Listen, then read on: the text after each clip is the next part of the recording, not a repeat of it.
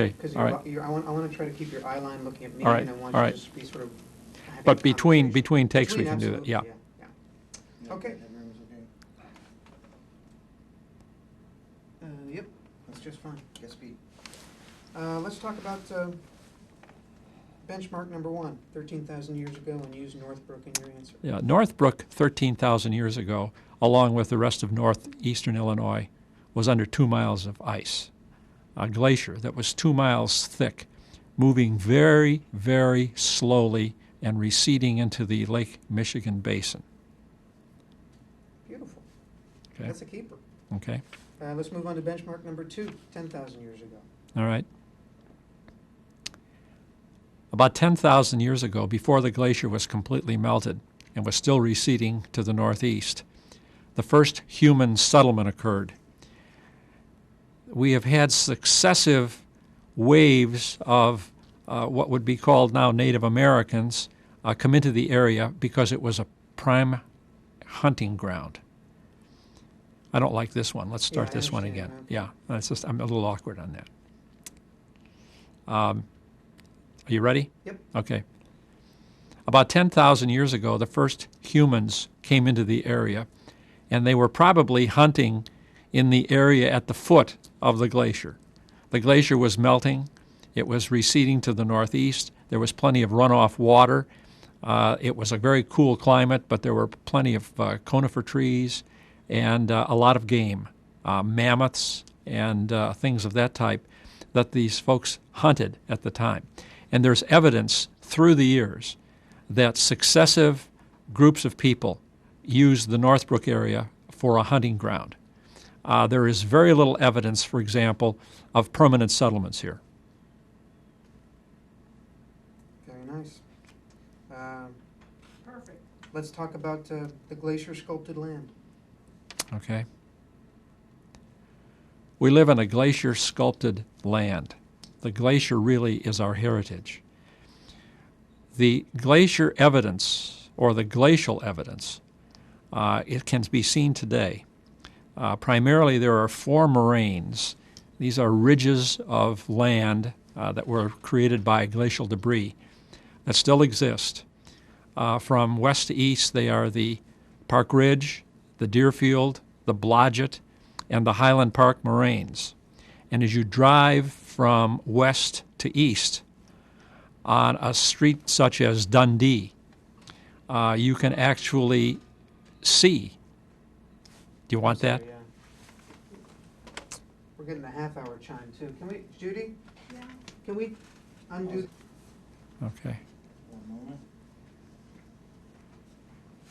Okay, speed. Okay, talk to us about that glacier sculpted land. We live in a glacier sculpted land. The glacier is our heritage. And evidence of the glacier is still available or can be seen today. Let's start that again. Yeah. Just all around us. Yeah. You can see it all around Yeah. us. We live in a glacier sculpted land. The glacier is our heritage, and evidence of the glacier is all around. We can see it every day. As a matter of fact, you can see it's so evident you can see it as driving from west to east from, say, the tollway on Dundee Road eastward toward the lake. You'll cross 4 successive moraines. Moraines are ridges of dirt, material, rock that were created by the glacier.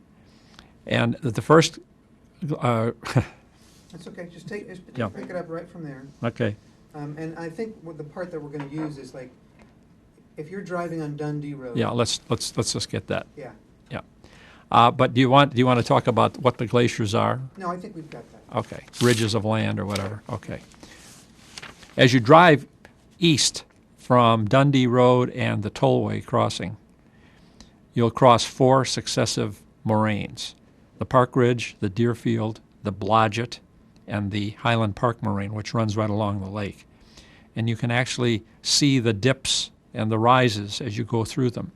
At the intersection of Charlemagne and Dundee, for example, is the peak of the Park Ridge moraine.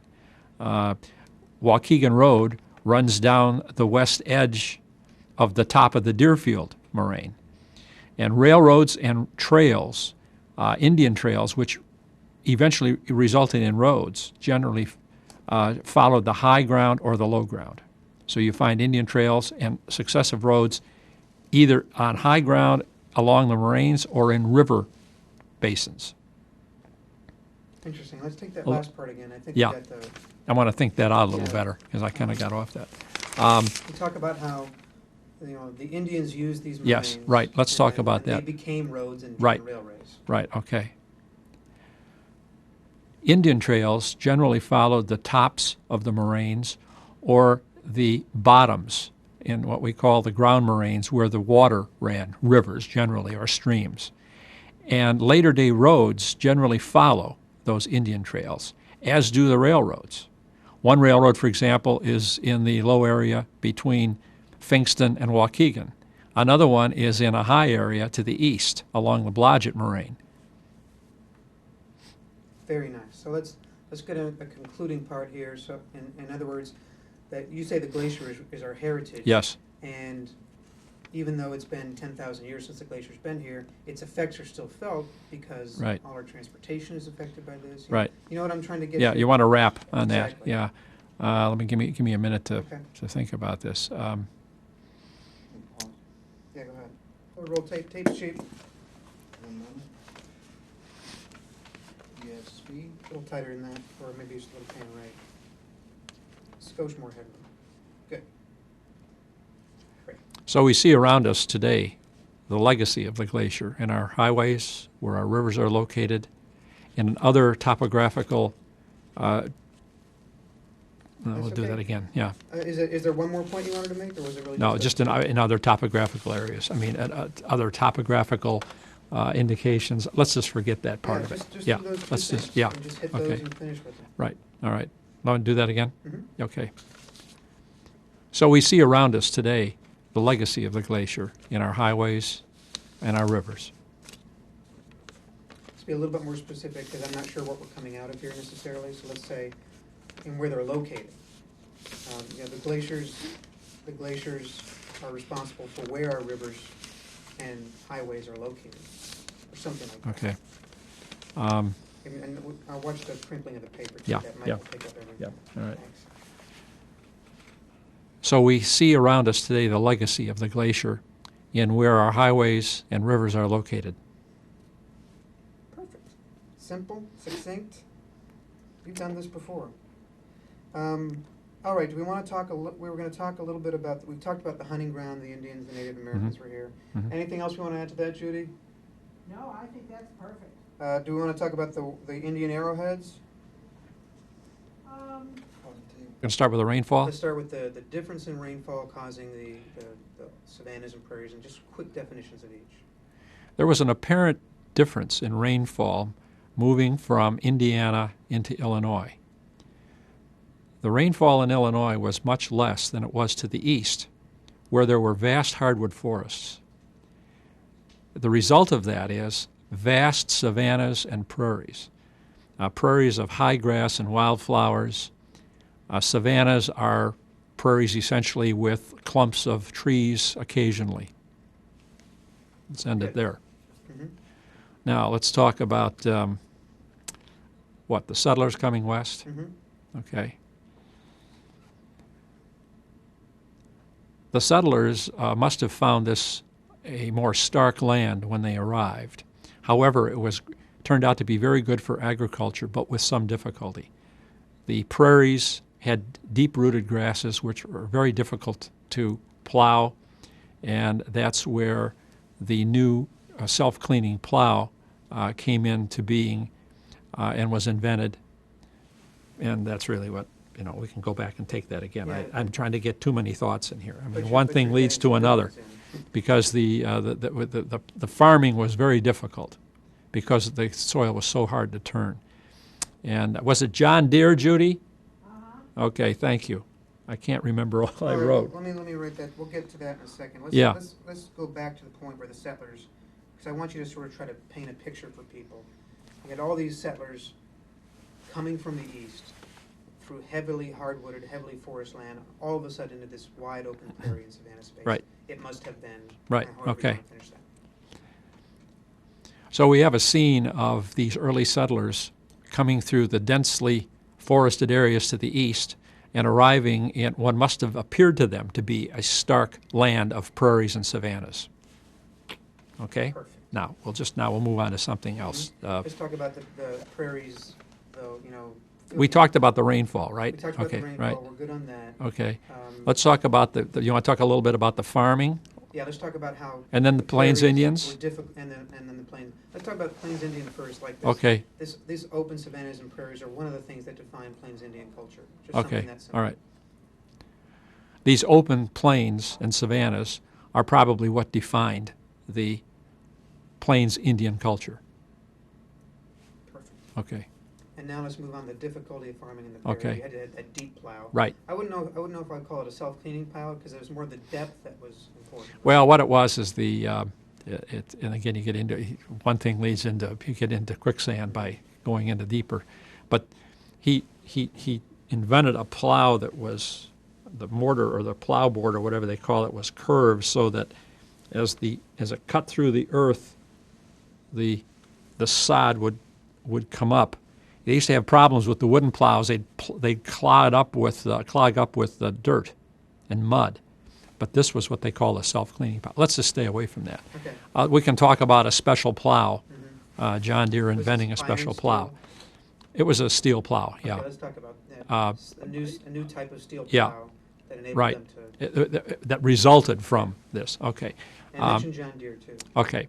You ready? Mhm. The farming in this area was difficult at first because of the deep roots of the grass. The plows then in use were unable to cut through without clogging. Therefore, a new plow was developed by John Deere that enabled them to efficiently turn the soil and begin cultivating this rich. Well, that blew That's that. fine. Let's see. I think a good way to introduce it is the prairie presented a problem they didn't have back east. Now, back east, they didn't need this plow, right? I guess not. When I get into this area, I'm Like the prairie land presented a special problem all for right. farmers. All right. John Deere had to develop a new type of plow that could handle the. I'm not sure how we All want right. to put it there. All right. Let me just think about this for a minute. Today, let's have. It's still too much. I don't want to see that far off. You don't want to see Don't want to see that far off there. Push in a little bit. Keep going. Right there. That's your wide shot. Keep that as your Okay. frame left mark. And a little bit less headroom. Just a skosh. That's good. Okay. You rolling and speeding? Yes. All right. The settlers were confronted with a difficult farming problem when they arrived. The soil was rich, but the roots of the long grasses were deep and hard to plow. And so John Deere came along and invented a brand new type of plow that facilitated the cutting through of these lands and opening up to the farming. It's not bad. No, that was fine. Yeah, but I didn't That care was for the fine. You last just part made of a it. face at the end. Pardon me? Yeah, I wasn't I'll happy do it with one more those time for with you, the but I was last happy with the last sentence. Yeah. Okay, I don't want obviously to make a face. So, do you want me to do it again? Just do it one more time, and if you're All right, not because happy- we'll just compound it. Yeah. All right. The early settlers were confronted with a problem. The soil was rich, but they had difficulty cutting through the deep roots of the grass. And it wasn't until a new plow was developed by John Deere that they were able to adequately farm the land. Boom. A little too much headroom down there. He might have to fall on a little bit. All right, I think we're done with your. Okay. Yeah, for these Northbrook questions too, we'll keep these all close. Okay. Okay. Ready? Speed. The thing that attracted us to Northbrook, and we moved here from Arizona, was the great schools, and for us, an ideal location between Evanston, where we formerly lived, and where I was working at the time to the west. Okay. Now give us something more along the lines of what your favorite part of Northbrook is. I mean, what is it about Northbrook that still, in your mind, separates it from most other communities? What makes it unique? Okay. the thing we like most about Northbrook is its small town quality. This is the smallest community that we've ever lived in, and that appeals to us. And I believe that the folks here go out of their way to keep it that way. All right, now just complete the sentence for me. Northbrook is or Northbrook is not? And you can repeat that small town. Northbrook is a small town with a big town culture, or a big town. It's a big bank with a little bank inside. Okay.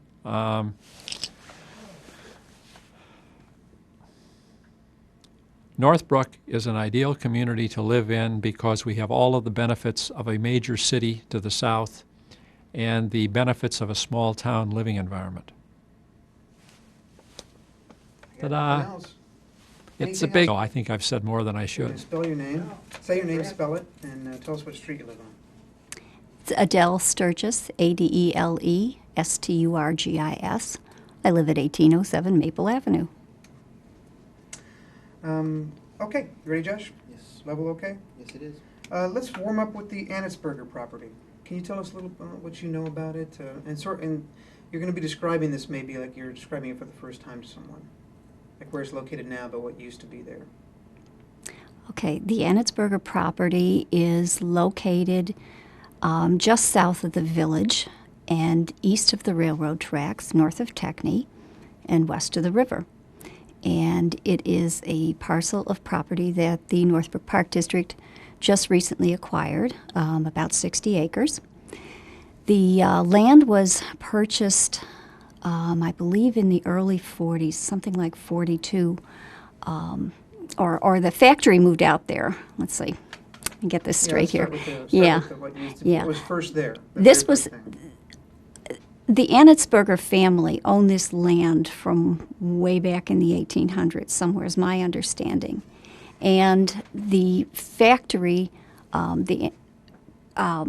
which manufactured restaurant equipment and some kind of an airline part, moved out there sometime in the 40s. And they built a 9-hole golf course to attract the employees.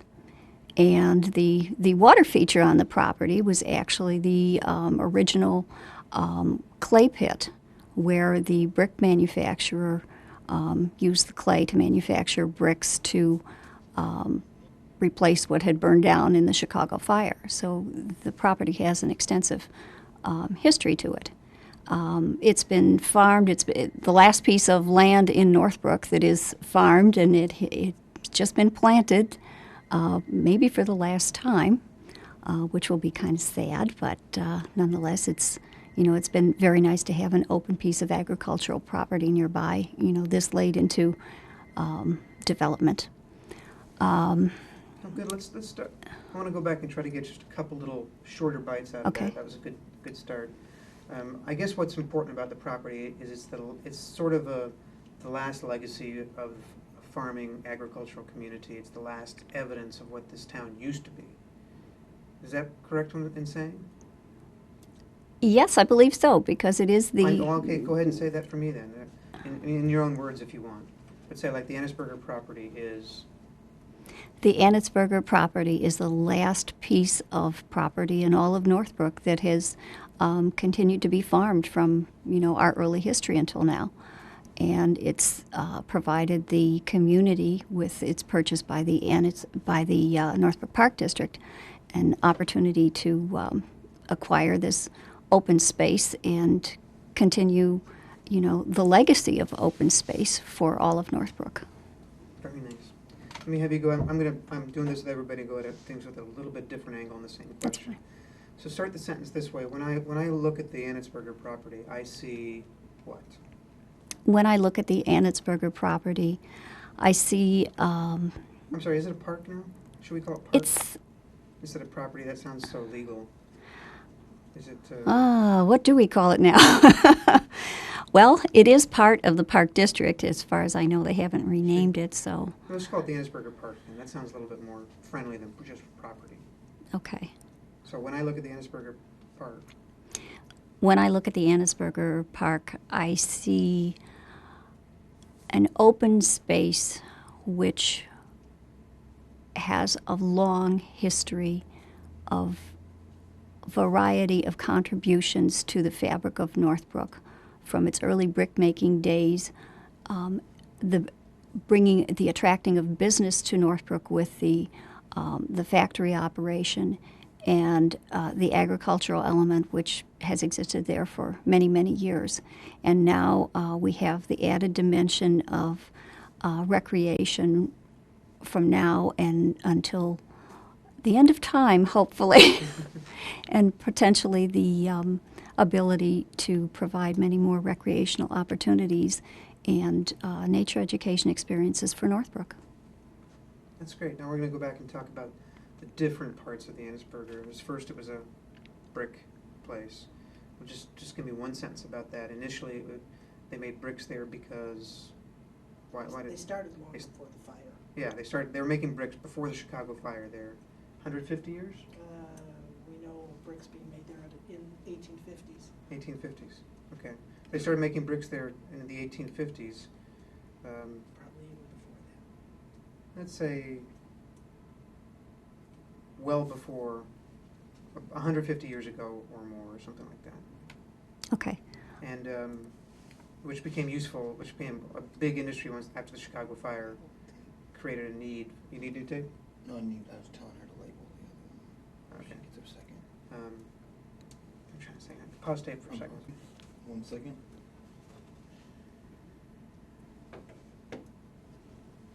Okay, USB. Okay, go ahead. At the site of the Annisburger property was one of the earliest brick-making operations in Northbrook. The Shepherd family produced bricks there at least 150 years ago. And following the Chicago fire in 1871, the demand for the bricks rose, of course, to rebuild the city. And it was actually Northbrook's earliest industry. Very nice. All right, let's move on to, let's start talking about some of the river in Northbrook today. You can pause tape again, Josh. Pause it. Um, Stand by.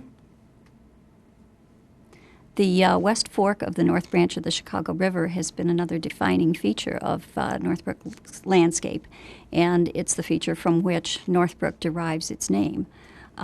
Following World War I and trying to shed its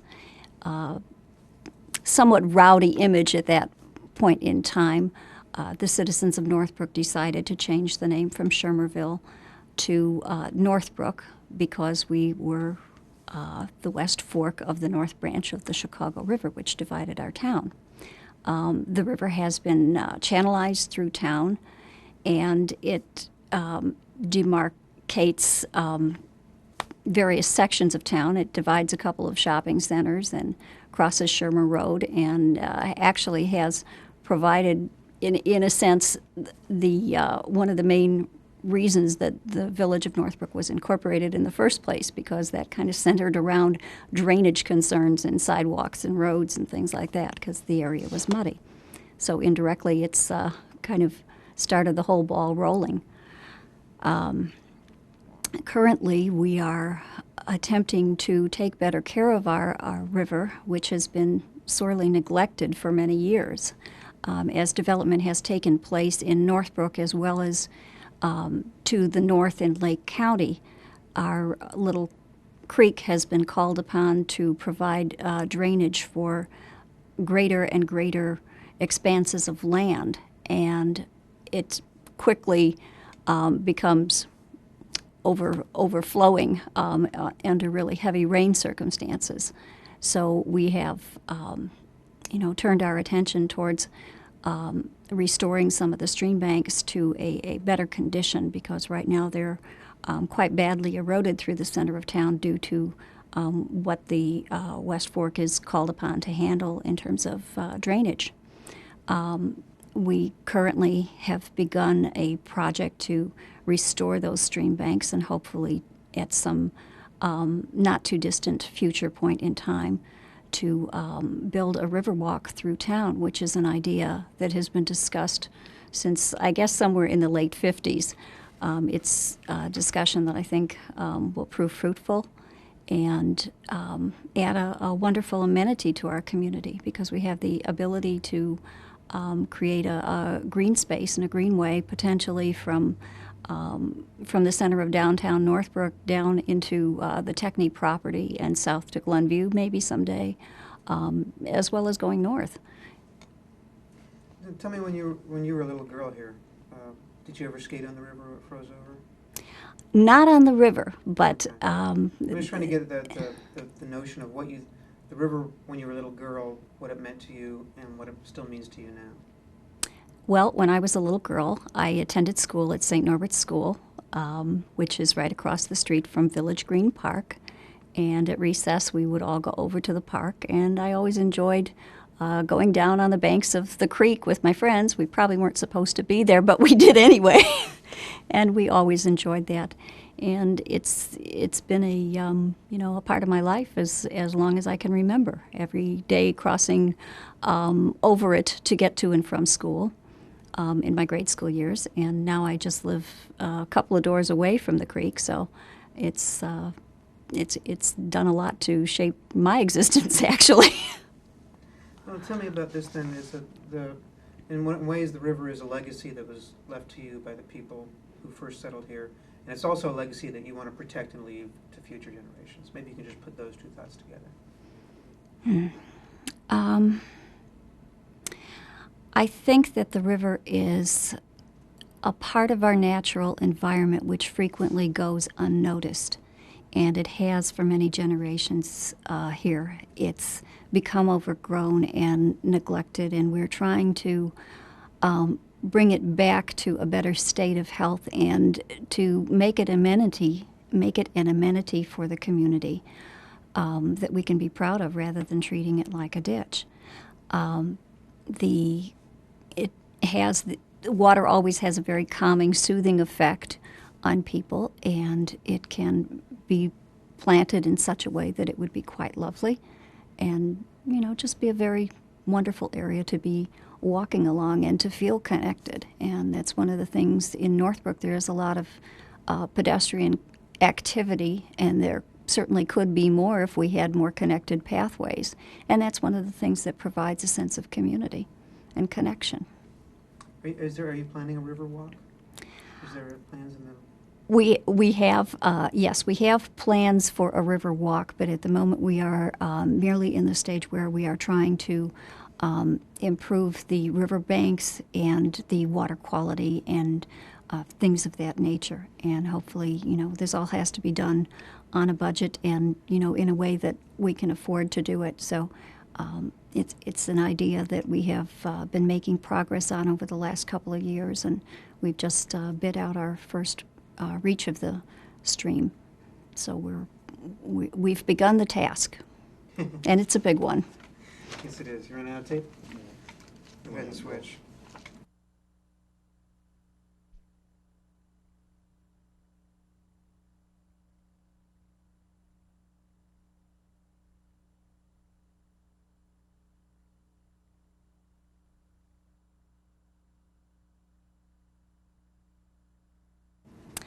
In 1965, I was in 8th grade at St. Norbert's School, and student government days had been instituted here in Northbrook, where students would shadow different department heads.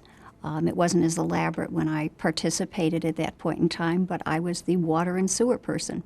Little did I know that many years later, the drainage of Northbrook would become such a huge issue in my life.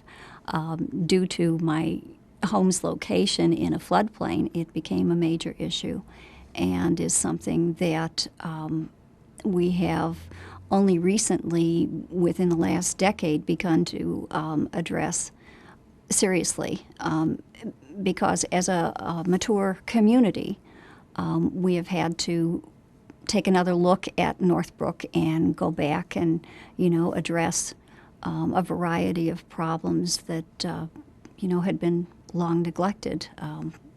Northbrook has been developed as a much more densely populated community than it was ever imagined, and its water and sewer systems have been called upon to transport much greater quantities than, the original designers ever envisioned.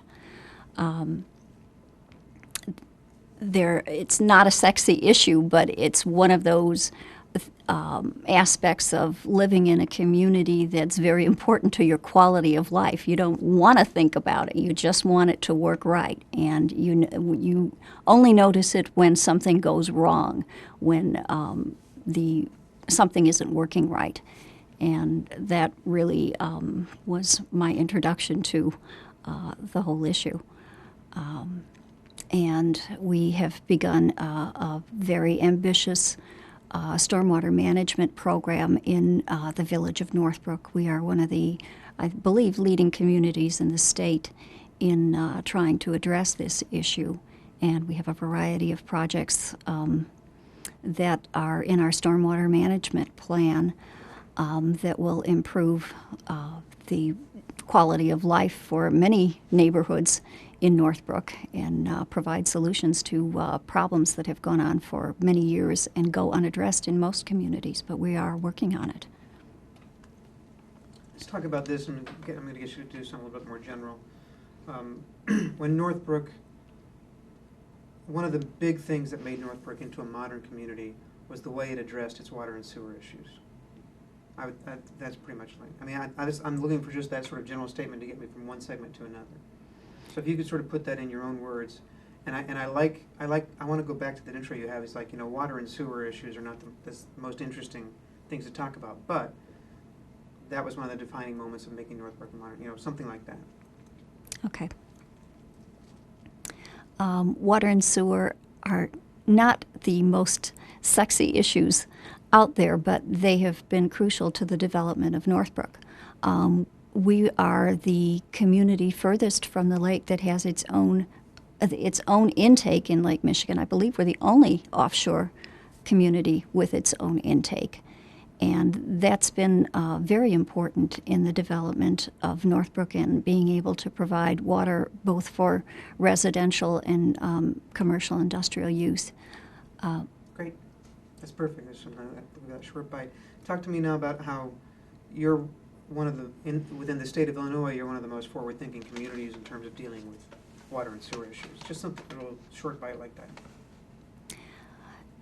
The village of Northbrook has taken the lead in the state in many respects in dealing with issues related to stormwater management. We are one of the few communities in the state who has a stormwater management commission, and we have an extensive plan for dealing with identified stormwater problems, which in most communities goes unaddressed. In your opinion, has Northbrook, for the most part, always had a very forward-looking, forward-thinking type of government? Is that true, would you say? We have been richly blessed with very forward-thinking boards of trustees. We have consistently looked towards the future from early on. Bringing Lake Michigan water directly to the community was a very it was a profound insight into the future in doing that. We have made sure that we have a wonderful balance here of residential, commercial, and industrial uses, which has kept the tax rate down in this community and allowed us to provide some of the finest schools in the country for our children, while being able to enjoy a fairly open environment at the same time. We have, the Forest Preserve District that we have a lot of forest preserves in Northbrook, and that provides a great deal of value to our real estate and a wonderful open land for recreational use. Wonderful. Let's talk a little bit about that. Was a great statements. Let's talk about the face of Northbrook today. How would you describe it? What makes it different from 100 years ago, and what keeps people together, and what keeps this place special? Well, I couldn't address 100 years ago, but almost 50 years ago I can go back to. It's a very different place than where I grew up. My parents moved here in 1949, and the community was very small, only a few thousand people. The center of town was basically along Shermer Road. I remember Northbrook Shopping Plaza being built, and the Meadow Shopping Plaza following it. We have developed a wonderful park district system in the years that I've lived in this community, and the facilities and the opportunities have grown along with it. The schools are one of the community's, probably the community's strongest assets. I did real estate for a couple of years, and that was between the schools and the park district. Those are two of the biggest draws to Northbrook, as they are to, most any highly rated community. But we've, done an exceptionally good job there. And the other leg, of course, is that our government has been forward-thinking and done a great job with balancing the needs of the community with business needs. It was a bit of insight to bring to acquire Northbrook Court in the community of Northbrook, and have that revenue coming into the village's coffers. The whole community has changed radically from, the small town that I grew up in with, a couple of general stores and a grocery store, into, quite the modern place. Beautiful. Very nice summation. I'm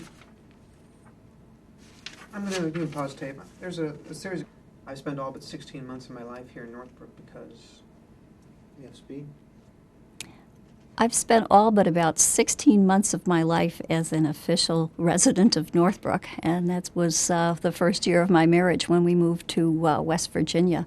It was quite a shock for me coming from a nice suburb like this to move to a different environment, and I was extremely eager to get back here and raise my family in such a high quality community where I knew that the schools would be good and the park districts, would offer them many opportunities, and it was still, we would still have the small town flavor to offer the children, as well as a variety of opportunities. Sorry. Let's do that over this film. The shade fell down. Okay, tighten it up. It's this guy there. All right, let's start that again. We can just make it short and sweet. I've spent all but 16 months of my life here in Northbrook because it still has a small town feel with great schools. Just give me that one or two quick reasons and finish it strong. Okay. I've spent all but about 16 months of my life in this community. It's where my parents chose to raise me and where I felt most comfortable raising my children because of the quality of its schools and its park district, the level of services that that the village government provides, as well as the natural opportunities that exist with its forest preserves and open space which has surrounded the community. Great. So, is there something that hasn't changed in Northbrook that you're glad it hasn't changed? Well, I live in central downtown Northbrook, where our homes are relatively modest, and we just seem to have, some of the greatest neighbors that one could ask for. There is a friendliness and a warmth that I wouldn't trade for anything. There's a sense of community there that you don't find many places in this day and age, and you can be as much a part of it as you want, or remain remain aloof if one chooses. But it's been a great place to raise a family. Wonderful. Last thing for you. You can complete this sentence: Northbrook is or Northbrook is not. Anything you want to say?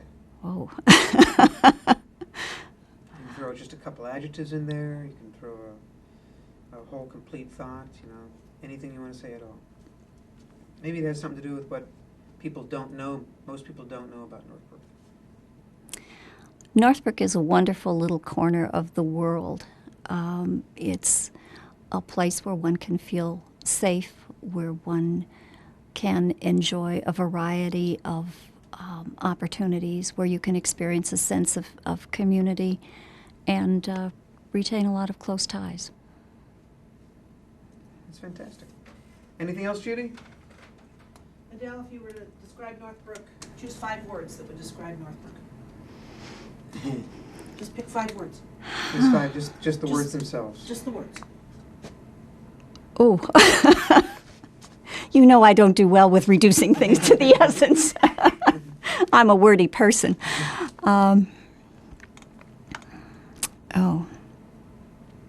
We do controversy very well. Everything is always very well discussed. We are innovators in many respects. We are very family-oriented. We are business sensitive and environmentally aware, and becoming more so every day, I hope. Will that do it? That'll do it. That'll That was do it. spectacular. Watch the hard part is you're going You're to done. tell us your name, spell it. You live in Northbrook? No. Okay. Okay, SB. And just tell us what your title is then. Go ahead. Paul Kimmelman, Kimmelman, Superintendent, West Northfield School District 31 in Northbrook and Glenview. All right. Talk to us about the quality of education in Northbrook. Well, Northbrook is an unusual community in that it has a very high quality of education. I think that people tend to live here because they have good schools, smaller school systems that can address the needs of children and the older adults in high school and personalize their services to their constituents. They're well funded. Teachers come here because the salaries tend to be a little above average and afford them better economic opportunities as well as the opportunity to grow while they're working. Very nice. You have done this before. Yeah. Talk a little bit about, give me something shorter about the equation between quality of life and quality of education. I mean, they're sort of, they affect each other quite a bit. Well, in Northbrook, you have a high quality of life and high quality of education in that you have an outstanding park district that works cooperatively with the schools, and the schools are excellent in that they provide at least proven high quality programs for the students. Very good. Let's talk in particular about the First in the World Consortium. Define what brought it about, what its genesis was, why was there this desire to do this, and then what it accomplished. So you want the true answer. Okay. The First in the World Consortium was born out of a superintendent study group that I was leading as part of our requirements to renew our administrative certificates. And I came from a very impoverished, large urban school district before I came to Northbrook. And one of the things that stood out so much to me was all the advantages we have in Northbrook for schools that I didn't have previously. And as we spoke in this group setting, we thought maybe we could do something on behalf of public education. And so we wrestled with a number of ideas, from writing op-ed columns for major newspapers to giving speeches on what we believed were important for education. And ultimately, most of us were from this area and started to look at the national goals. The national goals had been approved by 50 governors, a Republican president, a Democratic president, and embedded in those goals was one that said to be #1 in the world in mathematics and science by the year 2000. Most of us knew that mathematics and science were priorities for our school communities, and so we started to look at that goal. And it was at a time that I was working on a world-class schools project with the Department of Education and wanted to get more involved in what was an internationally benchmarked effort. And so as we moved along, Secretary Riley became involved in our discussions, and I asked him to come here and kick off this project, which was very ill-defined when we first got started, but it seemed to have legs to get going. And so when Secretary came here, we had drafted an agreement to partner with the U.S. Department of Education. We had set some goals to get started, and for the first year, it was just an incredible experience trying to define what would be number one in the world in math and science. And ultimately, we had discovered that neither president nor any of the governors had ever established the benchmark that would specifically say, you are number one in the world in mathematics and science. And from that came this project of ours where 18 school districts worked collaboratively to help bring about a definition of first in the world, as well as to work on improving mathematics and science education, which was ultimately our most specific goal. How could we do a better job of what we were doing when we thought we were already doing a pretty good job? That's given me a lot of background. Now I'm going to ask you to do something you're probably going to hate. I'm going to ask you to turn that into a soundbite. So we want to talk about how we saw the need we wanted to make our schools the best in the world. Our schools were already good, but we wanted to make them the best in the world in math and science. That's what the First in the World Consortium was doing. And starting in this year, within the space of, how long would it take? Was it 3 or 4 years that really? Oh, we're 5+ right now. 5+. So within 3 years, we saw we became the first in the world. Okay. Well, It's not quite that simple. yeah, but I think I can give you the soundbite that you're looking for. We came together as a collaborative group of school districts to form the First in the World Consortium in order to bring the highest quality mathematics and science programs in the world to our local communities. And we needed internationally benchmarking to accomplish that objective. And talk to me about the results now. From what year did it effectively start? Can I Yeah. interrupt for Sure. just a minute? Basically, the press says, Oh, gotta get up to speed. And give me a reference at the beginning to, like what you're talking about, schools in Northbrook. Well, schools in Northbrook have generally done quite well on measures of performance, but no one has ever done what we had done, and that was to participate in an internationally benchmarked assessment of mathematics and science performance. And when we took this assessment, and it took us a year to convince the policymakers of not only the United States, but the world, because this is an internationally owned assessment, to convince them to allow us to take this assessment was certainly the work of Secretary Riley. And then when they allowed us to do this, they rolled this ball in our court that said, well, we've made it possible for you to do it. You've asked for this opportunity, but it's going to cost you approximately $150,000 to take this assessment. And so we were looking at 3 grade levels, 4, 8, and 12, and we never imagined that someone was going to throw us this type of a challenge. And I think that it was done intentionally to see how serious we really were. And so all of the superintendents worked with their boards of education to get their support, and we raised the $150,000 to be the first and only group ever to take the International Mathematics and Science Assessment, despite the fact that it was offered to every school district in the United States at that time. And so we were fortunate to get the support of our boards and our teachers, naturally, to do this. And we took this assessment. And ultimately, we scored very high. In fact, we scored higher than I think we anticipated. I'm certain that we didn't expect to be first in the world. Because overall, United States students have tended not to do very well in mathematics and science assessments. The previous international assessments, FIMS and SIMS, which were first and second, TIMS is third, demonstrated that U.S. students did poorly.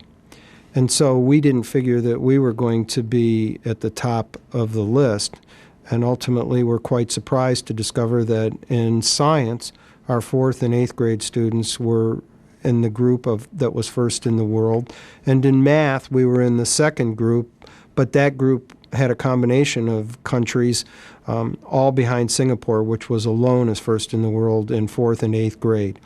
Our secondary students in their last year of schooling, which is our 12th grade, also did very well in calculus and physics, with the exception of the advanced group, which was slightly below the international average. But as you analyze that data, you come to discover that our consortium had to match up with the U.S. criteria for selection of students. And we had students that weren't anywhere near as far along in their schooling as some of the other students, which were far more advanced. And so the key piece of data for us was that if you disaggregated our advanced placement students in calculus and physics, they were clearly the very best in the world. And so comparing our very best to the world's very best was an experience that resulted in our finding out we were the best. So we did quite well in all grade levels. But that wasn't the purpose for the formation of the consortium. And one would discover that since the testing, we have continued to work diligently to provide more opportunities for our teachers to get better and better learning opportunities for our students. Would you be able to tell me that, quite honestly, that Northbrook has literally world-class educational facilities? Is that something you could say without hesitation? No, I couldn't say that Northbrook has a world-class education system in any of its school districts at this point. I think that we need more international data, and we need to assure ourselves that all of our students are performing at that level. And I don't think that any of us would be comfortable saying that we are world-class school districts as defined by internationally benchmarked data. The school districts that are in Northbrook are all among the very best in the United States. I think it would be a more comfortable statement for us to make. Can you say that for me then, just isolated? Isolate? Yeah, just like we're among the very best in the United States. I think the school districts in Northbrook are among the very best in the United States. Beautiful.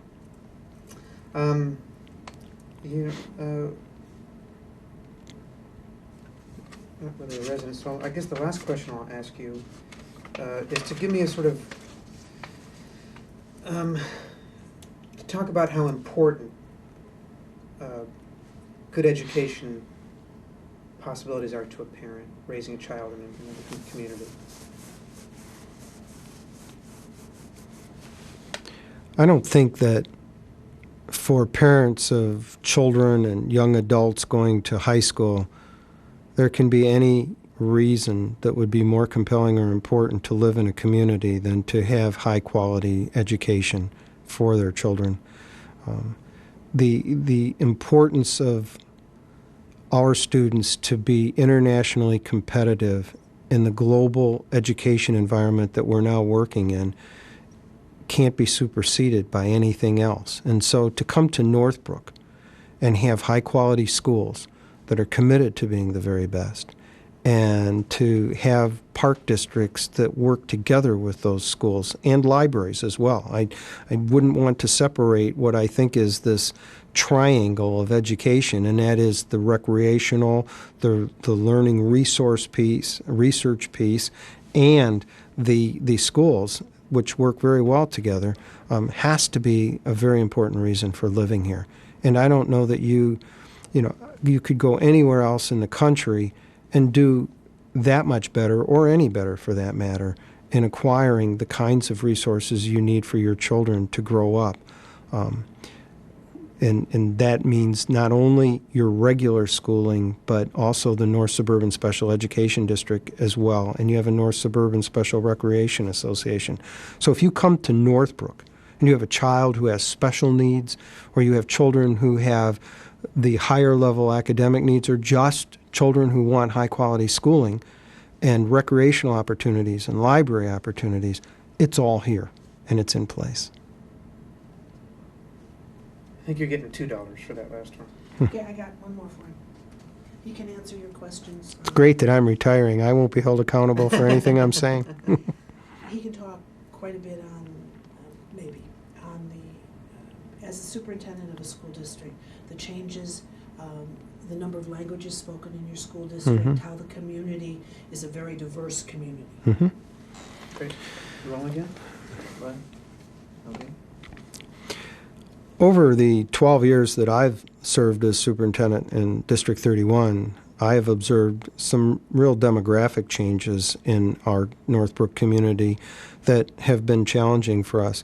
We now see an increased number of languages being spoken in our schools, more diverse abilities, and certainly a great amount of diversity ethnically. And so I think one of the challenges that the community has to face is how to address the diverse population that we have, both ethnically and educationally, in the future. And that's going to be a real daunting challenge for our schools. Well, but tell me about what's another challenge facing the schools in the future? I mean, in particular with the global economy, internet economy, what type of challenges are going to face schools? Are going to face a Northbrook school that it has to meet to maintain this level of education?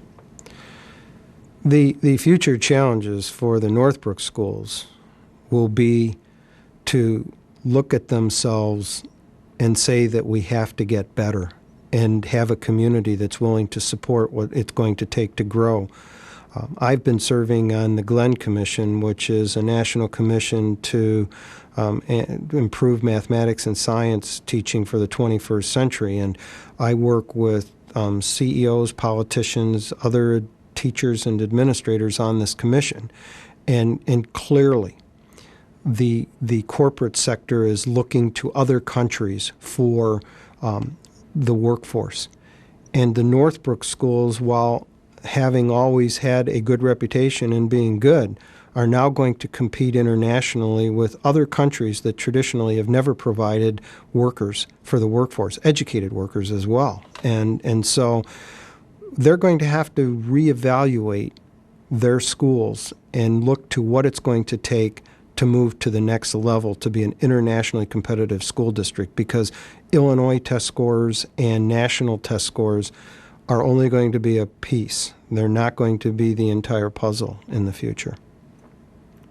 Very nice. Yes, sir? 1 minute. Okay, I'm going to just have you complete this sentence. Northbrook is anything that comes to mind. A couple adjectives, something short and sweet. Northbrook is a wonderful community with highly involved citizens. It has great opportunities for people to be educated, shop, recreation, libraries.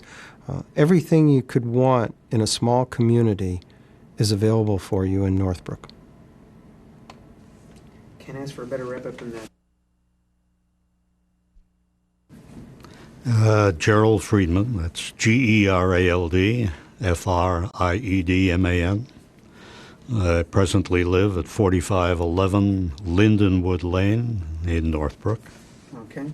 Lindenwood, Lindenwood. WOOD. Okay. Let's go back as far as we can when you first came here and start talking about the handling the growth of residential and industrial concerns from the perspective of the community and the government. What were the big issues between keeping that balance? Well, when I first moved here, we had a community of about 3,800 people. I'm going to stop you there. When I first moved here in what year? In Before you 1952. do that, I'm going to just get this a little bit out of your way. Okay. Okay. So when I first moved here... When I first moved here in 1952, I don't want to hear my voice. Okay, go ahead. when I first moved here in 1952, we had a community of about 3,800 people. When Eden's Highway opened up, the expansion of the village began, and we quickly grew to about 7,000, 7,500 people. And it became obvious that we had to somehow control an orderly progression of growth, both residential, industrial, commercial, and so on. Bert Pollock, who was village president at the time, appointed a special committee to review all of our zoning and building ordinances with its particular emphasis on expansion of the unincorporated areas that surrounded the village and how we could best develop those areas. And that developed into the zoning ordinance of 1964, which laid out residential areas, commercial areas, and industrial and office buildings. Let me ask you this before you go further, a little bit backward on that one. Why did you see the need to balance residential with commercial interests? What were you worried about, and what did you want to keep as part of Northbrook? Well, our chief concern was a balance of the tax structure within our school districts. At that particular time, the only grade school district within the village boundaries was District 28. However, we saw as the village could possibly expand that it would incorporate District 27, District 30, and possibly even District 31. So that as children were required to go to those districts, a tax base had to be formed. So we tried to develop within the ordinance of 1964 residential, commercial, and industrial complexes within each of those districts, thereby benefiting the school district in addition to an orderly growth within our own community. And so the tax interest is one side of it. Is the other side of it, though, that you wanted to preserve what was still a residential part of Northbrook? You didn't want to lose that village of homes feel. You didn't want to lose that community, but you had to somehow also have a decent revenues coming in. Is that the twin sort of concerns? Well, yes, we wanted a community basically built around residential, but we also realized that in order to preserve that without having to increase taxes to the people living there to an exorbitant amount, we had to develop these other areas of commercial and industrial. Perfect. That's perfect. I don't need to add anything to that. Great. Talk about some of the key projects. I mean, you mentioned the zoning ordinance of 64. What were some of the other key projects? And I know you weren't here when the Cherry Lane underpass started, but you might be able to explain what that was. Well, I lived here in town at the Cherry Lane underpass, although I didn't take part in it as a village official. The underpass. Tell me why the Cherry Lane underpass came about, and used that. The Cherry Lane underpass was important because.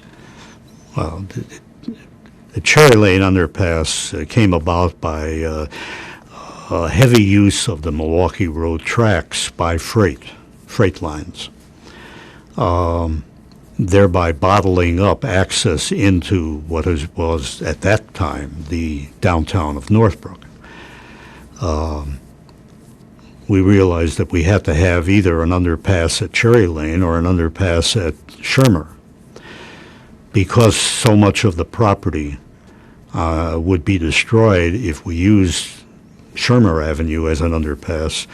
We elected to use Cherry Lane, which at that time had very little development.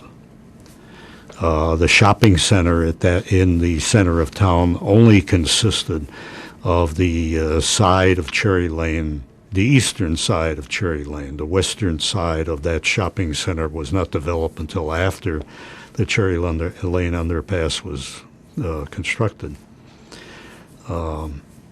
It became quite a project because the incline under the railroad had to be of such steepness that otherwise we would destroy some of the homes that were alongside there. So it became an engineering project of how best to handle that in case of a flood, a large rainstorm. Also, the creek runs alongside there, and how you can develop a pumping system to prevent the underpass from flooding in heavy storms. In terms of, as a citizen living in Northbrook, what did the construction of the underpass mean to you? Did it unite the two halves of the city? Did it provide for more growth in the city? What's the most important thing that was the result of the Cherry Lane underpass? Well, the Cherry Lane underpass really had very little to do with the growth of the community, because the growth of the community was all west of that. The village boundary at that time was Western Avenue, consequently the name Western. But it made access to the downtown area without being interfered by the railroad. If you come through on Shermer Avenue, quite often, even today, you could be bottled up for 10 or 15 minutes while a freight train goes by. The underpass at least alleviated that to some extent. Was there a controversy about it? Was there, vast majority of people behind it, or were people on either side of that issue? Well, obviously, the homeowners that bordered that had concerns. We tried to alleviate that, and I think to a large degree they finally realized that their concerns would be addressed, and they were. Let's move on to water. How is it that Northbrook is the only offshore community to have a direct pipeline to Lake Michigan? Well, that goes back to about 1960, when I first went on the village board. We had been purchasing water from Glencoe, and as the community expanded, Glencoe kept increasing the rate that they would charge us, because they had to put an expansion on their filtration plant and pumping station. We had a trustee at the time, Mark Dalen, who did some investigating of that and felt that at some point the village of Northbrook should consider having their own system. The real problem was, how do we get access to the lake? When Glencoe found out that we were attempting to put our own system in, they went to all of the homeowners along the lake shore. The homeowners along the lake shore in Glencoe all have what's known as riparian rights. They own the property up to the water line. So if you want to access the lake, you have to get permission from one of the homeowners. Glencoe went to the homeowners and asked them not to give us permission, and they all did. And we were just about ready to give up any idea of that project when literally God intervened. North Shore Congregation, Israel, which was at that time located on Vernon and Dundee Road in Glencoe, decided that they wanted a newer and larger building. And they acquired some property which was known as the Lady Esther Estate. Lady Esther was the founder of Lady Esther Cosmetics, which was very big in women's cosmetics at the time. She died, and her estate was selling her property at the corner of Lake Hook Road and Sheridan Road, right at the point where Lake Hook Road dead ends at Shermer and the lake, Sheridan and the lake. And the congregation purchased that property, and we prevailed upon the Board of Trustees of the congregation to allow us to have access through their property and into the lake. That was mainly done by the then village president, Bert Pollack, who happened to have been a member of that congregation. And today we still have access through their property for the lake. If you go behind the temple building and look straight down the cliff, you'll see a small building of about 15 by 15, which is the pumping station. Our water line goes across the temple parking lot and then up down Lake Hook Road on the south side of Lake Hook Road to where the Botanic Garden is today. Botanic Garden was not in existence at that time, but it was that property was owned by the Cook County Forest Preserve District. And the Forest Preserve District allow us to come across their property underneath the lagoons that were in there, and then across Eden's Highway, underneath Eden's Highway, to where the filtration plant is, just off of Dundee Road. So is it pretty much public access from here to that property? Or you guys already had access at that point? You just needed that one last bit of property to get to the lake? Which, For the, when you purchased the... well, we had negotiated with the county to have access down Lake Hook Road, but that came after we had access into the property, because at the time we did not know where we would get access into the lake. So it was after we got access into the lake, then we had to go to the county to get the right to put the line on the south side of Lake Hook Road, and then the Forest Preserve District to get across their property, and then the Illinois Toll Commission to get underneath Eden's Highway. So it was quite a project. It took quite a while. So was Glencoe upset? Beg pardon? Was Glencoe upset? Glencoe was upset, of course. They made quite a profit off of us, but we benefited from it.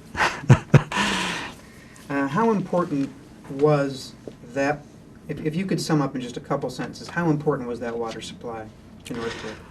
Well, being able to filter our own water and provide it to our own citizens provided for orderly growth of the community as we grew.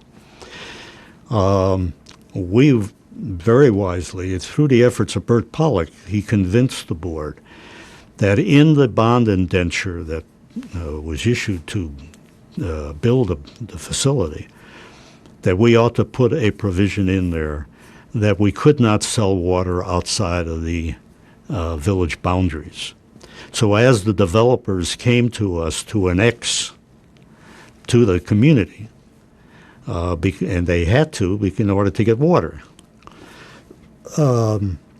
one of the provisions was that they had to live within our zoning ordinances and building codes. Otherwise, we would not annex. This provided for orderly growth, for adherence to our own building codes, zoning ordinances, and so on. Without that water facility, we would have been powerless. And without that provision in the bond indenture, we would have been powerless, because they could have forced us to sell water even though they were not part of the community. Would you say that supply enabled Northbrook to be independent, self-sufficient community? There's no question about it. The greatest asset we have is the water facility. We're able to supply our entire community today and in the future with that filtration plant and the system we developed of the water reservoirs.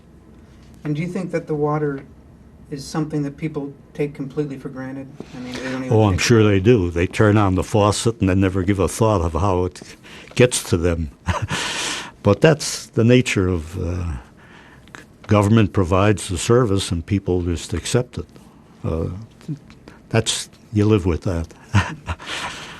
We don't try and do things for glory. We do it because we think it has to be done.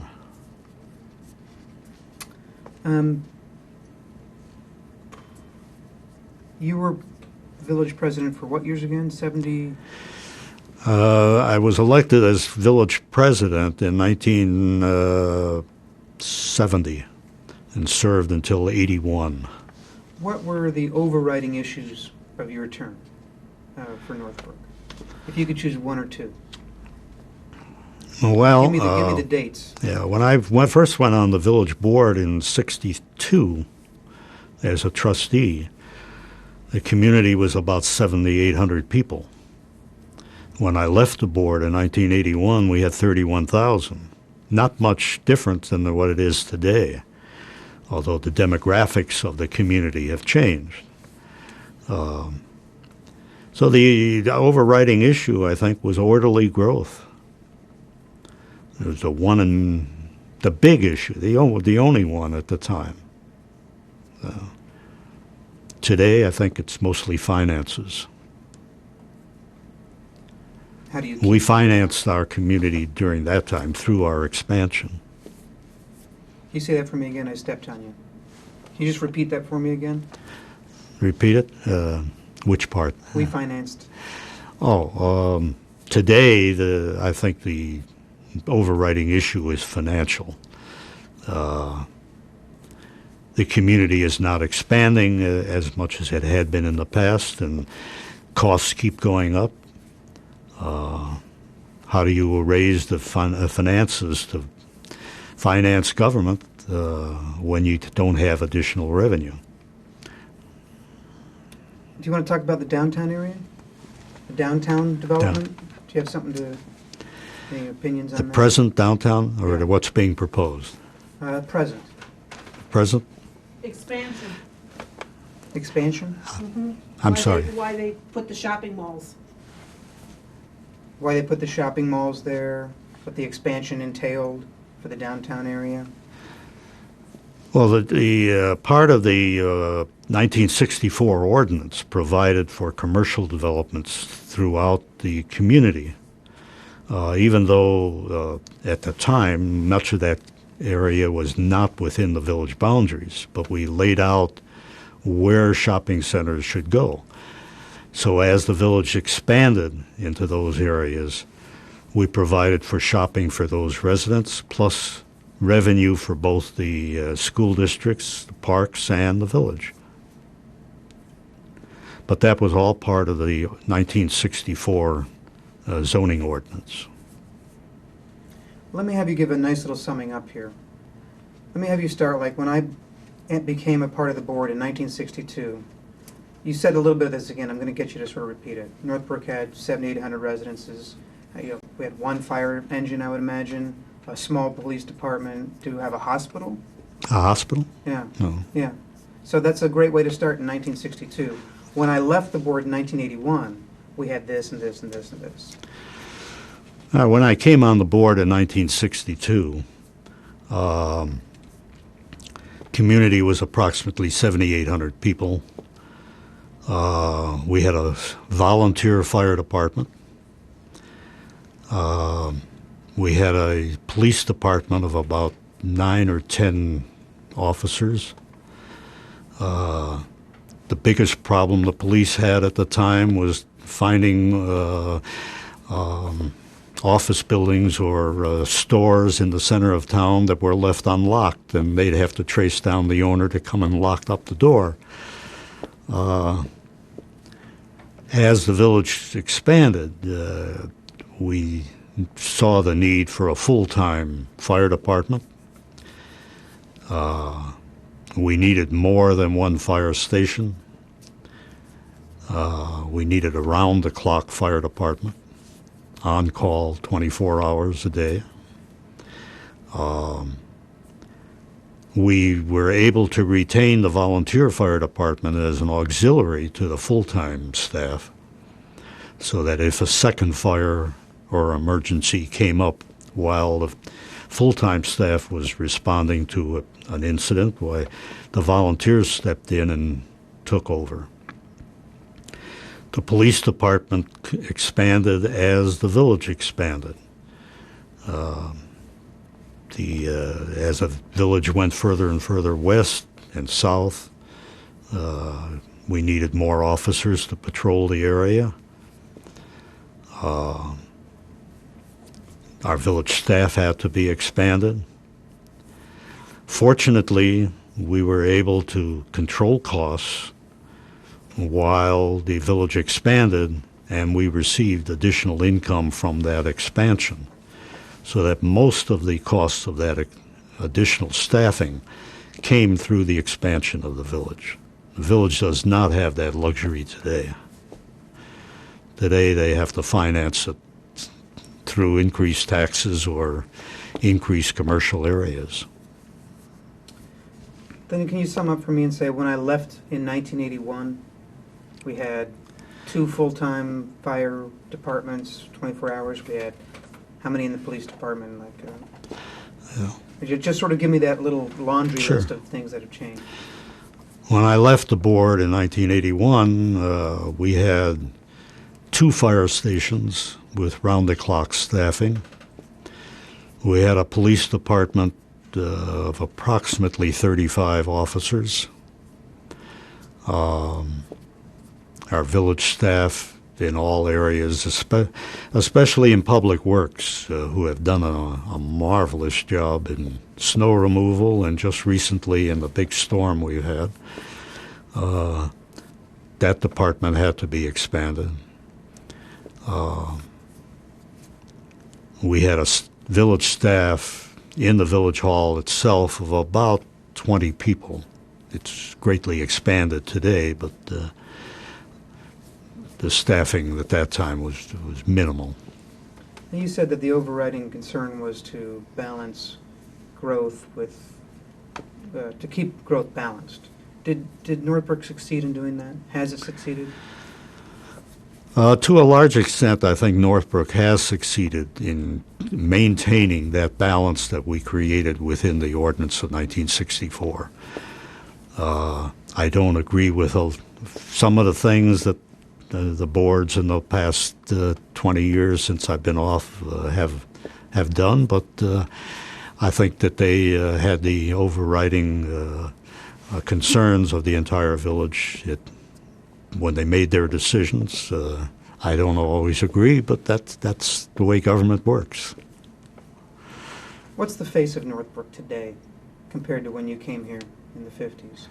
The face of Northbrook? Yeah. I think is basically the same. It's the demographics of the village obviously have changed.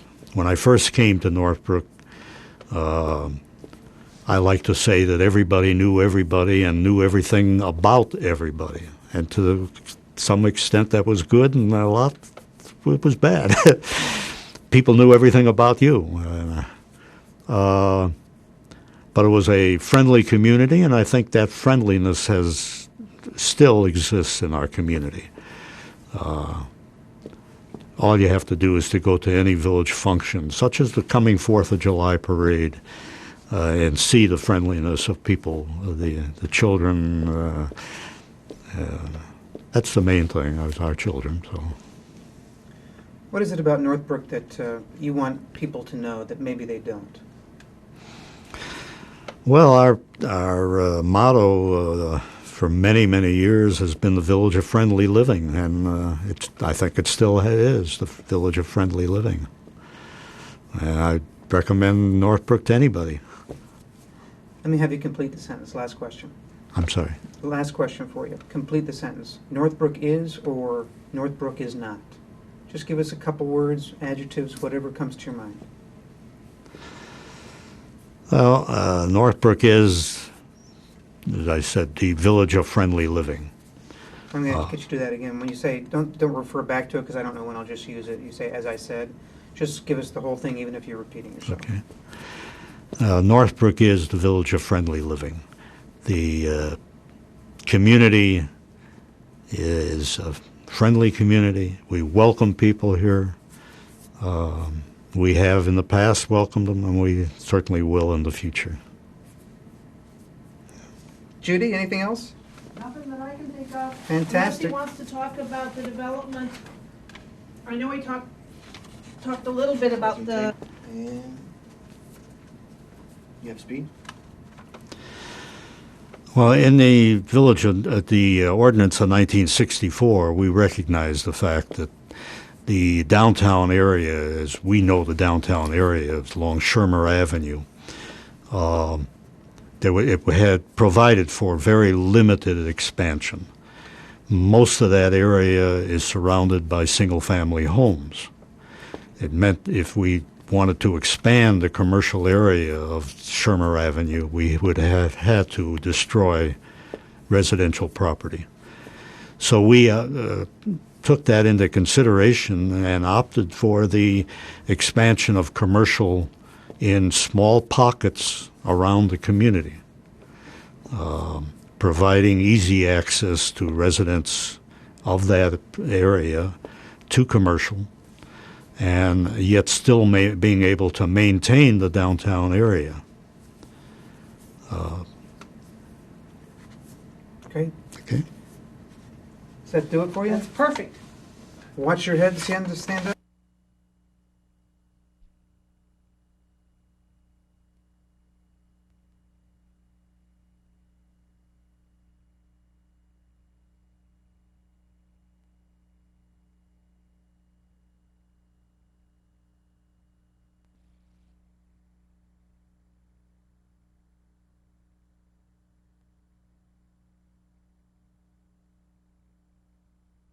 And speak. First things first, give us your name and spell it, and then give us your title. I'm James M. Reynolds. I go by Jim, Reynolds, Director of Public Works, Village of Northbrook. Village of Northbrook. Okay. First of all, let's see if you can give us that whole encapsulation. You arrived in '67. You're still here. Tell us about what the face of Northbrook was in '67, and what is it now? Okay. I started work here in 1967 in the Public Works Department. That's parts of 5 different decades, the 60s, 70s, 80s, 90s, and aughts. It was a much smaller community then. Service expectations were much lower. People were glad to have any service. Many of them had moved here from the city, and they were glad to come to a community that had good schools, good parks, decent public works services, police and fire. When I came here, we didn't have a fire department. We had a smaller public works department. We did have Lake Michigan water. Many of the streetlights in town were still incandescent. We were just in the process of changing over to mercury vapor, and since recent years, we've changed over to sodium vapor. We had a much smaller water plant. It's undergone 2 expansions since 1967, one in the 70s and one during the 90s. We had a much smaller intake out into Lake Michigan. We've since more than tripled that capacity. We had a lot of old vehicles back from the 50s. When I first came here, most of the big dump trucks didn't have power steering. We had tractors that didn't have enclosures, so you're out there in the middle of winter on a backhoe or a front-end loader with no heat or warmth or protection. They were simpler times. Pay was really low. When I came here, I started at $2.45 an hour. I pay more than that in FICA taxes today. We were a community that had a lot of substandard streets, a lot of old, what we call seal coat streets that didn't have a decent base, things that were annexed. They were post-war street subdivisions, and they weren't built with good materials or to today's exacting engineering standards. And so there were a lot of rocky streets, rough streets. We had a lot of unpaved alleys, things of that nature. All those things over the last 33 years I've been here have been improved. Service expectations today, things that were once unthought of, have become either mandated today or considered essential to the way of life that we enjoy today. Our crews have probably increased by about 50% over those years. We have a lot of people with a lot of expertise in different areas. Years ago, we had a lot of generalists. A lot of people had a farming background. They were mechanically inclined, but no particular skills. And we've hired a lot of people that are very skillful through the years to help us out in the different disciplines for which we're responsible. Be that clean water, sewers and drainage, trees, arboriculture, landscaping, buildings and grounds, mechanical systems, fleet maintenance, those types of things. Well, tell me, you picking it up back then? Yeah, I was asking Sarah, she'd go ask her. I want to pause for a second. Okay.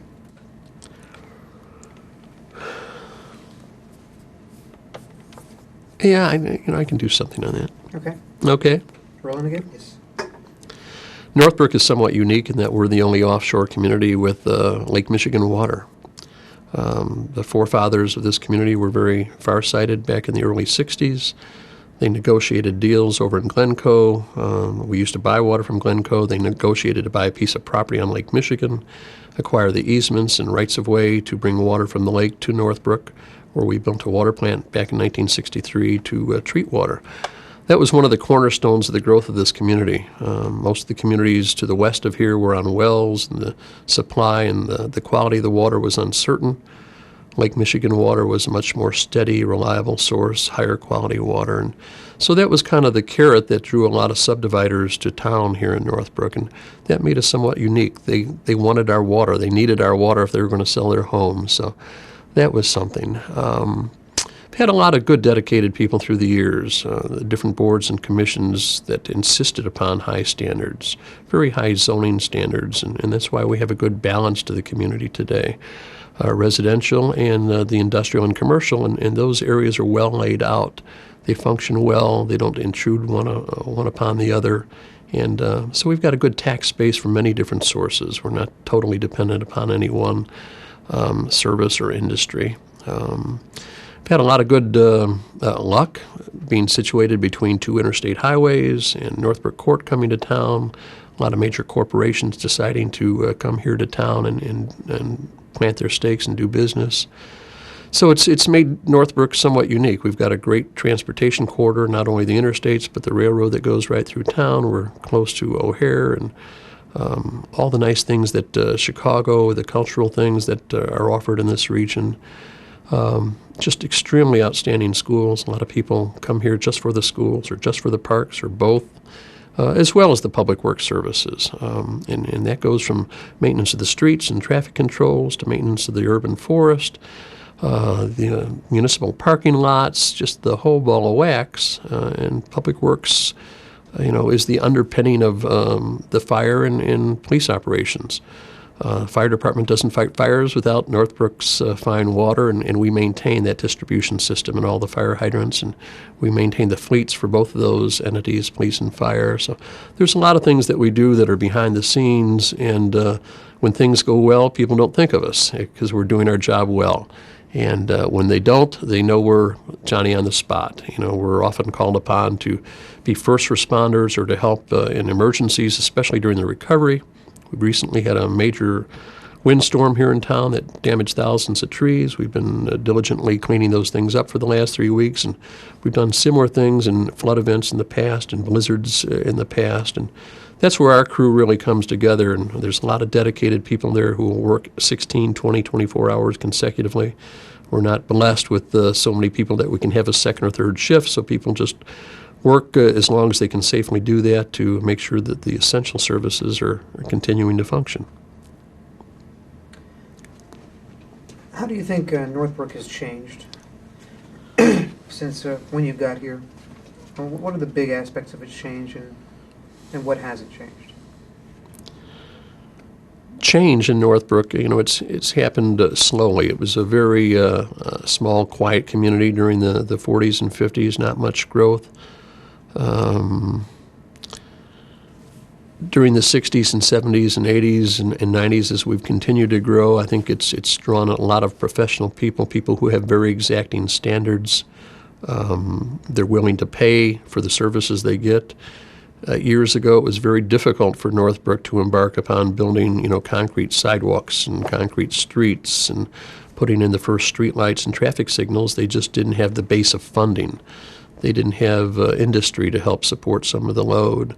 It was strictly an agricultural, residential community and with very little industry.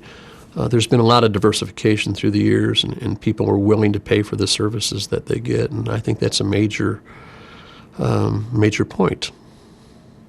Talk to me a little bit about trees and parks here.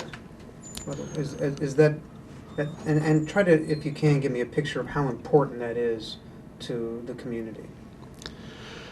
It's my view that trees are very important to the nature of a community. Northbrook, since it was primarily an agricultural community, didn't have a whole lot of trees left. Most of the early trees that were first found and platted during the surveying of this area in 1839 and 1840 were cut down for timber to build the farms and to clear the fields so they could farm those areas and for livestock grazing and whatnot.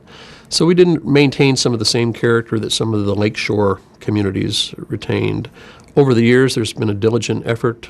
Even the Civic Foundation was active back in the 30s in planting trees in the community to help develop its character. We've come up with very stringent requirements for subdividers to plant and for developers of an industrial and commercial developments to plant trees. And We are fortunate that we've got some forest preserve encircling the town and running through the town. That adds an awful lot of character to the community. I think people dream, when they have ideas of a nice, quiet community, they think of those tree-lined streets. It's one of the things people aspire to, and just planting them is not enough. We've got to go out and maintain them, make sure they're safe, that they don't have structural problems, and we take care of the disease problems. And so it's an ongoing battle to maintain the urban forest, and Northbrook, like many communities over the years, has taken a much more active role in that. And it costs money to do those things and to do them right. We're always battling new diseases, new pests. Recently, we've been confronted with an emerging gypsy moth pest that's moving in on the area, and it's going to do some devastating damage to all the trees in the region. Within the last several years, we've been faced with the Asian beetle problem in Chicago and 4 or 5 other suburbs where it's been cited, and that could have a devastating effect. Through the years, all the way back to 1956, the village passed a Dutch elm disease ordinance for the control and eradication of Dutch elm disease. 50 years, almost 50 years after it was first cited here in Northbrook, there's still no cure for it. It's still a matter of good maintenance, identifying the disease, getting the disease specimens out. It can spread by beetles, it can spread by root grafts, many different ways. So there's many challenges out in the urban forest. Weak trees, wrong selection of trees. Through the years, the people have planted an awful lot of willows on their property, which were not good specimens, poplars, cottonwoods. For a while, we planted a lot of green ash, and time has told us that those are not good specimens to plant because they're very prone to storm damage. So it's a constant evolution and learning process, and we try to adapt. We developed a great little urban arboricultural center, kind of an arboretum at our Public Works Center, where we've got over 300 different specimens there representing about 130 different species and genus, and it's a living laboratory. We're able to see what does well and what kind of soil conditions and climate. People come out there and see these trees in their spring, summer, fall, and winter form. They can get an idea what they like to plant on their property. So we've got a big commitment to trees, and we think it does define the character of the community. Do you know anything about the history of the forest preserves here that you could talk to? I know very little, Okay. but Let's move on to, okay. Let's talk about there's one tree in particular that Judy has mentioned to me. I imagine Yeah. you know which one I'm talking about. Can you tell us why to name that tree? Sure. And why it's important? This last year, Northbrook decided we applied for a state grant from the Department of Natural Resources to go ahead and do a survey of all our notable trees in town. We were trying to identify truly historic trees that were very big for their particular genus or species, things that may be unique, may have been here during the time of the first settlement. And we hired Dr. Green out of Western Illinois University to come in and aid us with this survey. And we decided we were going to draft and produce a nice pamphlet to go to different members of the community. Anyway, during the survey, Dr. Green became aware of a particular species of oak, a Quercus bebiana, which is called the beb oak in layman's terms. It's not a widely known oak, but it's a widely dispersed oak. It's really a product of a white oak and a bur oak parent. Oaks have a tendency to hybridize themselves over time, and there's a lot of them in the Chicago region, but they've never been written on extensively. They've been identified for years, but not well understood. Many of the trees that were thought to be bur oaks are actually beb oaks, and the beb oak is a great tree because it's got good attributes of the white oak as well as the bur oak. The bur oak and the beb tend to be much more adaptable to soil conditions, different types of soils, where the white oak demands a little more acid soil, and it doesn't like people treading on its footprint. It doesn't like soil compaction. And the beb and the bur are a little more tolerant to those things and different moisture levels in the soil. So we identified a number of these in town, and there happened to be a few out on Sunset Lane, which is out in the northwest corner of the community, which was the far extreme of a wooded section first identified back in 1839 on the original surveyor's plats and notes. And we've identified some trees out there that are more than 200 years old. We chose one in particular in the 3900 block of Sunset to be our village tree. It's a tree reputed to be anywhere between 245 and 400 years old, and it's just a beautiful tree. It just has so much character. There may be trees in the region that are taller or have a wider span, but no tree with more character than this. So we chose that to be on our new little informational tree pamphlet, and we're real proud of that. The village board designated this tree as the official village tree. They passed a resolution this past 6 months or so, and they did something similar with a village flower, the red flame zinnia. So we're real proud of that, and it makes us a little unique because we've taken the bull by the horns and done something with this ill-understood but great tree. Talk to me a little bit about, this time I'm going to ask you for a really succinct, so I'm just looking for a little bite here. Heritage isn't always just a cultural legacy. Sometimes it's a natural one as well. Can you speak a little bit to that about, you know, what you've inherited from the people 100 years ago, what's still here, and what you hope to pass on in terms of the natural legacy of the town? Let me think on this. Okay. Are you talking, just the physical environment in which actually, we live? There's two parts to this. One thing I wanted to ask you is, you paused. You paused? Hold on for just a second. Speed? The original surveyor's notes, some of which I've had the good opportunity to read from 1839 and 1840, indicated that Northbrook was an awful lot of open prairie. There were savanna areas, which is kind of a mix between some forest lands and open prairie, where there were different spots of oak and hickory. But for the most part, it was pretty open. Fires roaring across the prairie had destroyed a lot of the undergrowth species, and so this was pretty open. The Forest Preserve District acquired a lot of land in town over the last 50, 60 years, and between those things and all our aggressive planning through the years, Northbrook probably has more trees today than it did a century and a half ago. So that's something we can take pride in. We've done a good job of maintaining the stewardship, and we're continuing to promote trees and plant trees and nurture trees and educate people on the value of trees and the urban forest. Great. That was very nice. Do you have any awards the city has won that you want to talk about? I can mention. Give me a quick laundry list of awards. I can only remember one good one recently, Let's but focus on one good okay. In 1994, the American Public Works Association recognized the Northbrook water improvements, including a new 48-inch intake, improvements to our lakefront pumping station, and a 6 million gallon expansion, 6 to 8 million gallon expansion at the water plant, as the Chicago Project of the Year, and we're very proud of that. They had a meeting, identified it, and gave us a nice plaque, and we had some good press out of that. It was a well-thought-out project, about $22 million worth of projects, and it was a big challenge to get all those completed on time and on budget, and we're very proud of that. You should be. Tree City? Tree City, USA? If I can remember my years, the village has been recognized as a Tree City for the last 6 years.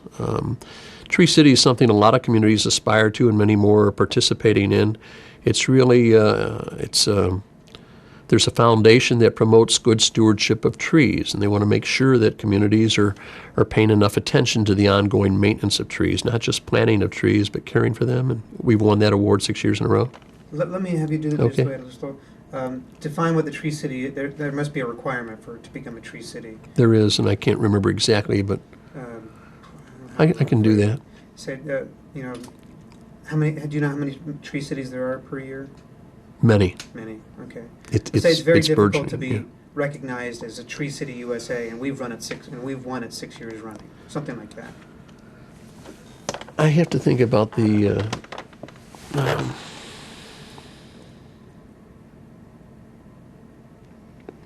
Okay. I'm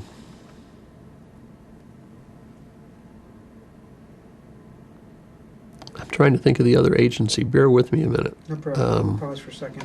Yeah, a second. Speak. There's an association, Tree City USA, which is affiliated with the National Arbor Day Foundation, and they promote good stewardship of trees. And they've got certain stringent requirements. Different levels of awards are available. One requires that municipalities spend at least $2 per capita on their urban trees each year. And we applied for that, and we were very successful about 6 years ago in qualifying for that, and we're continuing to do that. And we're aspiring to their higher level of awards for ongoing stewardship of this urban forest. Thanks. Do you want to talk any about what makes Northbrook unique, just in terms of why people like to live here? I know you don't live here yourself, but is there some way you could sort of address, like, what about Northbrook makes it such an attractive place today? I give you an opinion. Okay. It's just one cry in the wilderness. That's fine. I think one of the things that makes Northbrook unique and why people aspire to live here, besides the schools and the parks and the public works services and police and fire services, all of which are excellent, they come here because it's got a sense of home. We've got a very small downtown area, and it's been the subject of much debate, but people like that unique character. There's a strong sense of volunteerism in this community. People go out of their way to be on boards and commissions and to lend a helping hand. The people in the community through the caucus system go out and look for viable candidates to serve on the village board. This is a thankless position, hours and hours of homework each week. And people go out on the caucus and they interview people and find the right people for the job rather than people running on any particular platform. And I think some of those are some of the unique things that make Northbrook what it is today. And last one for you. Complete the sentence for me. Northbrook is. So say it and then just complete it with whatever comes to mind. Northbrook is a well-run community. Great public services, a great population, supportive population, willing to pay for the services they get. Judy? You guys see how nice she looks on camera? She looked gorgeous before you Yeah. fixed it. Yes, very photogenic. Okay. First things first, tough question. Tell us your name, spell it. Tell us Esther, what street you live on. Esther M. Lutz, Lutz. I did live on 1702 Shermer Avenue in Northbrook, and 20 years ago we moved our house over to Finkston Road, 1351 Finkston Road, and I live with my daughter and her family. That must be nice, huh? It is, I'm lucky I have her. Yeah. Well, I'm sure she feels the same way. That's right. Well, let's start way, way back when you were a little girl here. First of all, I want you to start out in saying, I was born here in Northbrook on Shermerville Road in the year. And then talk about what it was like growing up in Northbrook. I was born on June 4th, 1910. And I was the only child in the family. My mother and father lived on Angle and Shermer Avenue in Northbrook.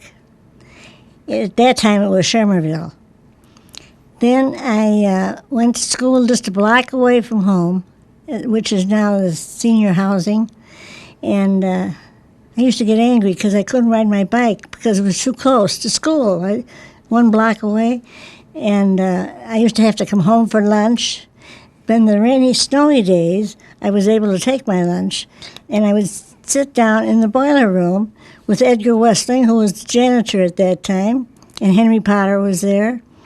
And I used to sit there and eat my lunch with him. And that was a thrill because I didn't have to go home. And I knew all the kids in school. And in fact, I knew everybody in Northbrook at that time. The population was about 500. And Tell me a little bit about, I'm going to talk to you well, tell me a little bit about, let's just change this out here. There we go. So you just had a birthday two days ago? That's right. Happy birthday Happy again. birthday. oh, thank you. We'll give you a birthday dollar. Yeah. Oh, okay. Tell me what it was like going to school, 1915, 1916. What was it like for you? We had a 4-room school. The first 2 grades were in one room, 3rd and 4th in another, and the 5th and 6th and 7th and 8th. I can remember my first grade teacher very well. Her name was Helen Ford. And then the next one was Little Lady Loftus, my 3rd and 4th grade teacher. And I remember my principal very well. His name was Rada. And he was very strict. And up above the map in the front of the room, he had a switch. And I never got it, but a lot of kids did that didn't behave. He would crack them with the switch. Those days they could do that. Now you can't touch them. Tell me a little bit also about, because back then you were just getting electricity, just getting phone service. What was it? Life was pretty rural still. Yeah, it was. We had acetylene lights, which is a little different than lamps. We had lamps also, but the acetylene, you had something in the basement, and you did have a light that you could light. We had to go outside to pump our water. We had no inside well. The well was right outside the door, and we had sulfur water, which everybody hated, and I loved it, and I think it made me healthy. And we had our houses, of course, no inside plumbing. And we had cook stoves, which we would burn wood in. My mother always baked bread in the stove every week, and we had regular routine. On Monday we did washing, Tuesday ironing, Wednesday something else, And being an only child, I didn't ever have to do anything. My mother was real fussy. I couldn't do things well enough for her, so consequently I didn't learn how to do all those things until I got married. Do you remember about World War I? You remember when people started coming back from the war? What are your memories of that time? My mother had a cousin that was killed in the war. His name was Warhane, August Warhane. In fact, he's related to Louis, uncle to him. And I can remember very well when it came back. I mean, flags, we had marching in town, parading and so forth. It was really a gallant day, Now, when you were a little girl too, this was still a very German community. There was still a German language church. Do you have any recollections of that type of culture? I didn't speak English until I went into grade school. I had 4 grandparents that spoke German, and they always spoke German to me. The one parent spoke a high German, and I had trouble understanding them. Then the other one was a low German. They call it Plattdeutsch. That I could understand. And so then when I went to school, I didn't have any difficulty learning English, but it was hard. Oh, that's really interesting. Let's see. Talk about right after World War I, when there was a move to change the town's name. Your uncle was mayor. Talk a little bit about that story and why people wanted to change the town's name. Well, there was they had a vote in town, whether some people wanted to change the name and some didn't. They thought Schermerville was too Germany, and they didn't want to change it. Northbrook was too modern. But they finally went through, and I think they've all been glad since. Tell us about your uncle being mayor at that point. My uncle was... And also mention, the reason why they wanted to change the name to Northbrook. My uncle was also the undertaker in town, and as well as the mayor. And he took over my grandfather's business, who was the original undertaker in town, H.P. Menser in Schermerville. So then my uncle... I don't know. He was very well-liked man, very easy to get along with, and everybody called him Rudy. And he married Minnie Menser Lauer. They had no children, but he was a real gentleman. We're gonna go ahead and change tape right now.